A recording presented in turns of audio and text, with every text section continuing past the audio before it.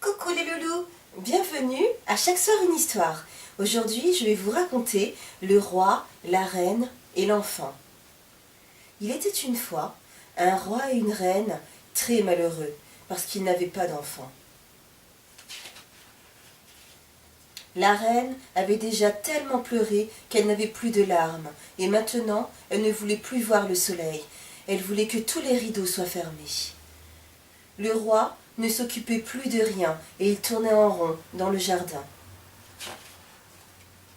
Un jour, un petit page lui raconte « Sire, je ramasse les pétales de fleurs tombés sur les pelouses du parc.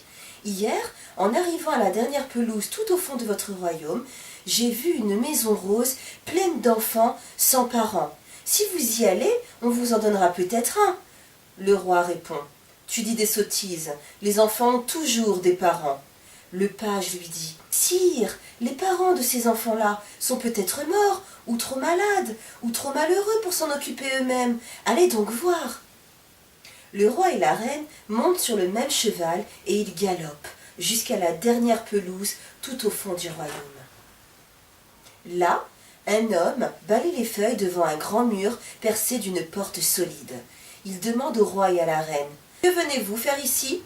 Le roi lui dit « Nous voulons un enfant. » L'homme répond « Les enfants sont derrière le mur. Pour ouvrir la porte, il faut la clé. Et la clé est là, dans les ronces.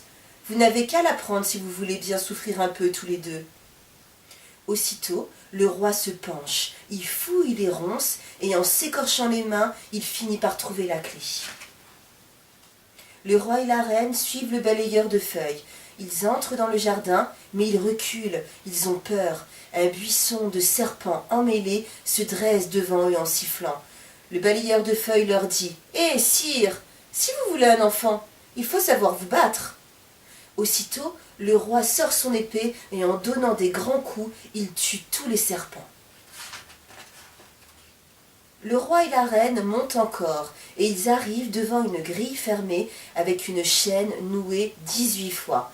Là, le balayeur de feuilles leur dit « C'est comme ça, si vous voulez avoir un enfant, il vous faut aussi savoir être patient. » Aussitôt la reine se met à défaire les nœuds, du premier jusqu'au 18e, et elle finit par ouvrir la grille.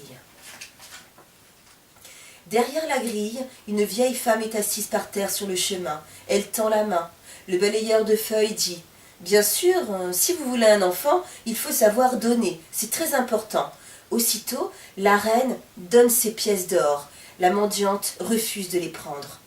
Le balayeur de feuilles dit « Repartons. Je vois que vous ne savez pas donner. » Alors, la reine descend de son cheval. Elle court vers la vieille femme et doucement, elle arrange son fichu. Le balayeur de feuilles dit « Bon, puisque vous savez vraiment donner, vous pouvez entrer dans la maison, mais il faudra aussi savoir écouter. » Le roi et la reine courent vers la maison rose et ils ouvrent la porte. Il y a là des dizaines et des dizaines d'enfants. Ils crient, ils chantent, ils se disputent, ils rient, ils réclament, ils pleurent et ils font un bruit assourdissant. Mais le roi et la reine ne se bougent pas les oreilles. Ils se penchent vers chaque enfant en essayant d'entendre ce qu'il dit.